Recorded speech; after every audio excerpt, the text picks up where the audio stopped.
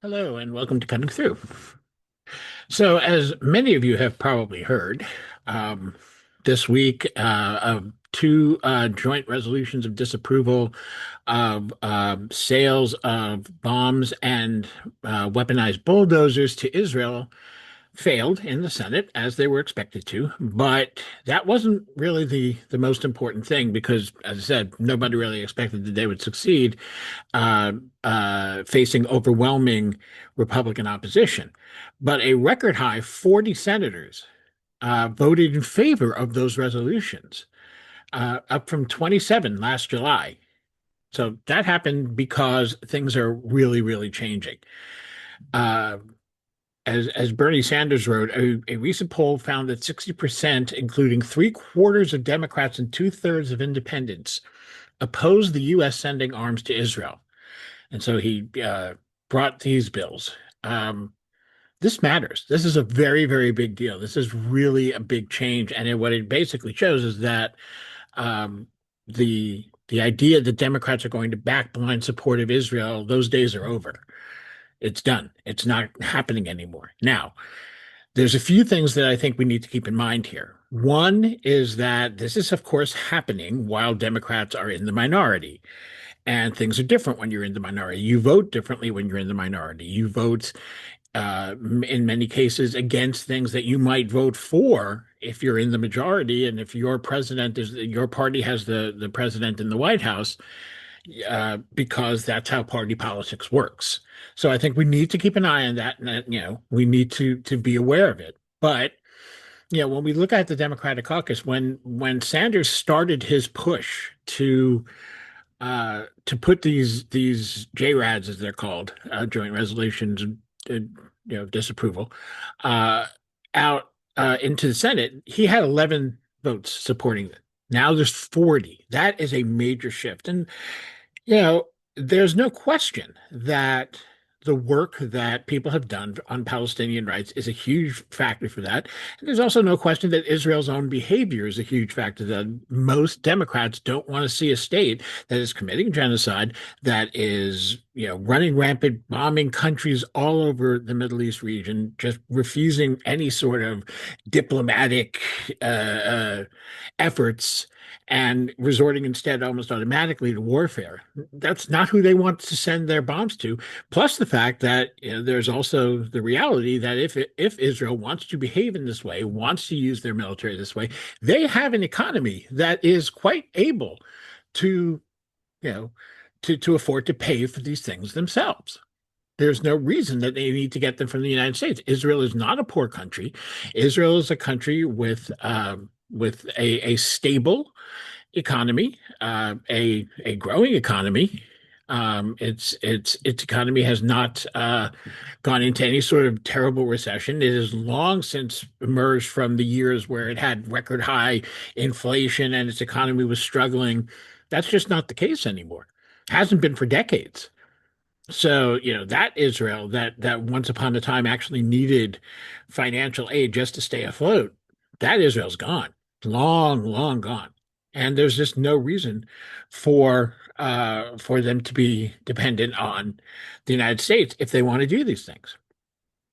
The United States should be opposing these things regardless, certainly should not be arming them. And this is, I think, what we're hearing from Democrats. I think it's worth noting that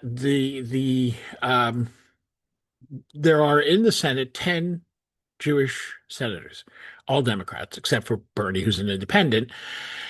Uh, of those 10, seven voted in favor of these joint resolutions of disapproval. It's an unbelievable political earthquake, is what we're talking about here. The three who voted for them, Richard Blumenthal, Jackie Rosen, and of course, Chuck Schumer, are well-known Israel hawks. This isn't something new about any of them. And they're all, I think, going to be seeing some serious problems in their primaries because of it. This is not, we are not dealing with an issue that is all by itself a make or break issue in every race.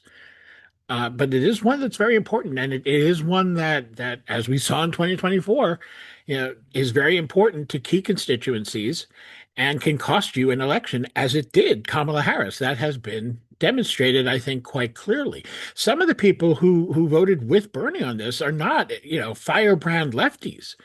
Alyssa Slotkin, I think, is one example. She is, we're talking, somebody who's a former intelligence officer, somebody who is not a peacenik, somebody who's well known as being pro-Israel. Adam Schiff voted along with Bernie. He is again well known as being pro-Israel.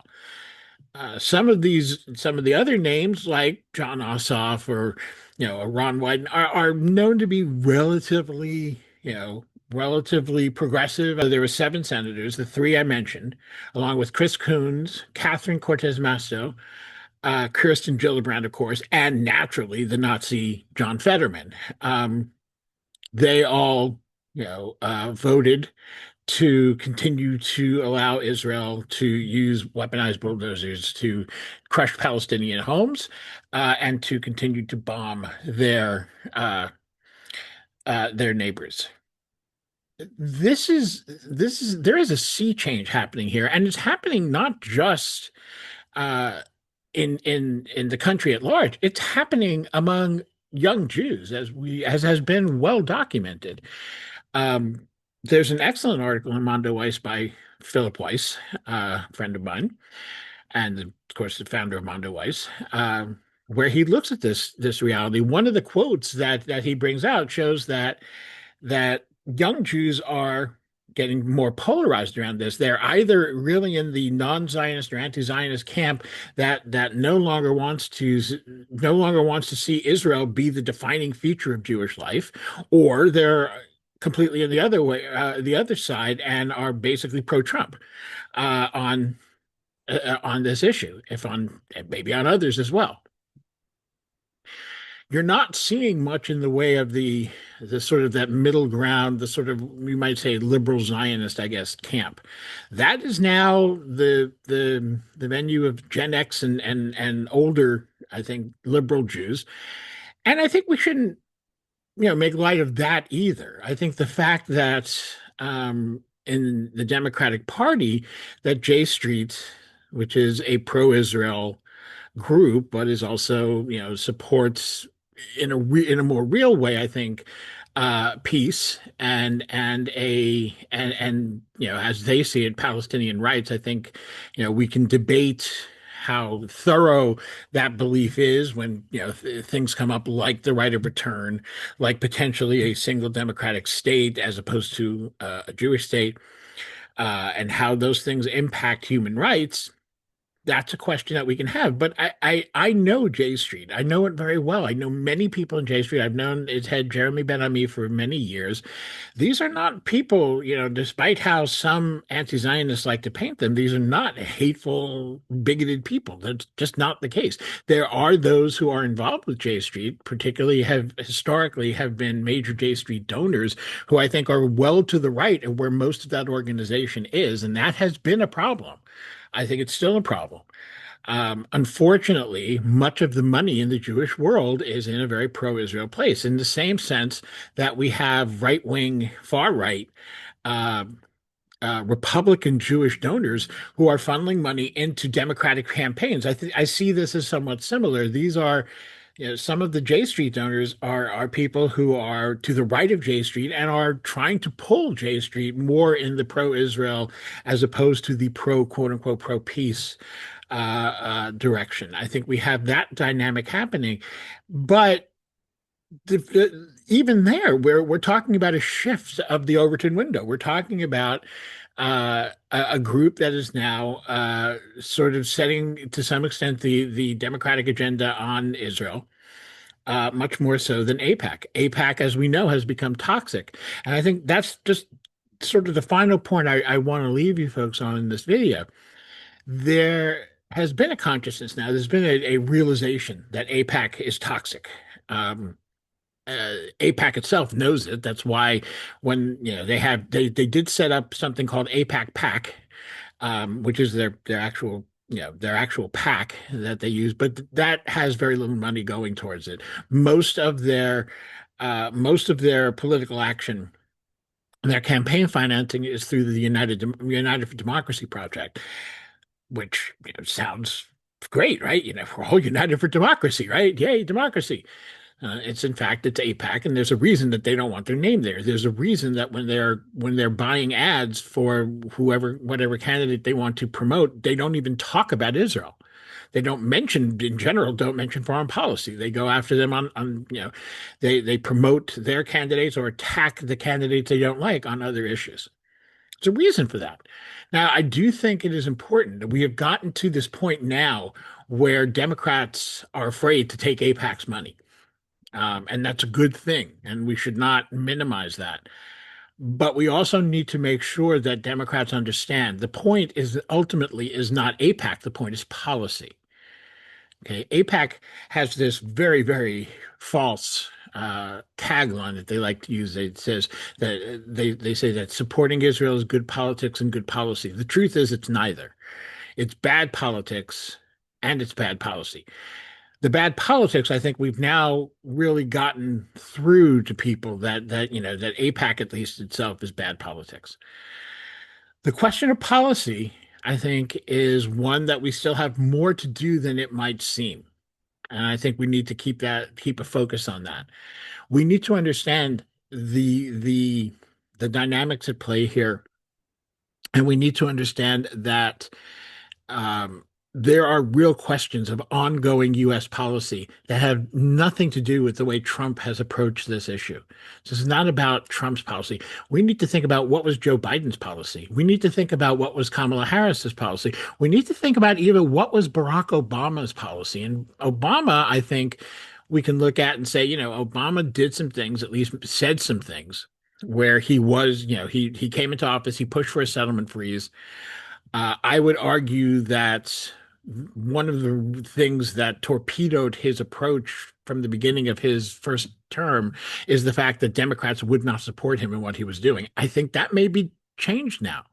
So that's fine. But the fact of the matter is, when we look at Obama's actual policies, I mean, he still had his ambassador to the UN veto a resolution that literally stated explicit U.S. policy around settlements and a two-state solution at that time. They were literally official U.S. policy, just written into a UN resolution, and we vetoed it. It made no sense. It was a complete shit show.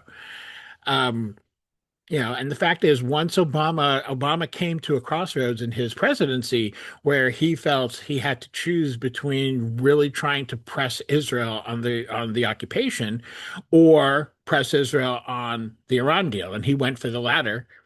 One can debate whether he needed to do that. One can debate whether that was the right choice. Um, but that's what happened. So I think we need to look at all of that. We need to look at democratic politics in general. We need to look at the fact that we still have, the two of the seven Democrats that did not vote with Bernie were Chuck Schumer and Kirsten Gillibrand, the two senators from New York. That's not a coincidence, and it's not because of the fact that there's a lot of Jews in New York. There are a lot of Jews in California. There are a lot of Jews in Illinois. Um, that had nothing. That is not why. But what is the case is that Kirsten Gillibrand and Chuck Schumer, because they are in New York, raise an awful lot of money, and they are pro-Israel people. That needs to change. That needs to be something that becomes a political cost. And we need to recognize, as long as we have these crazy campaign finance laws, which need to change, and that's its own fight, but we need to recognize that as long as we have these crazy campaign finance laws, we need to remember that money is only as valuable in campaigns as the votes it buys. And it doesn't always buy the votes that you think it will. You can put a lot of money in, but if people don't like what you stand for, they're still not going to vote for you, no matter how pretty you dress it up in the ads, no matter how many ads you buy.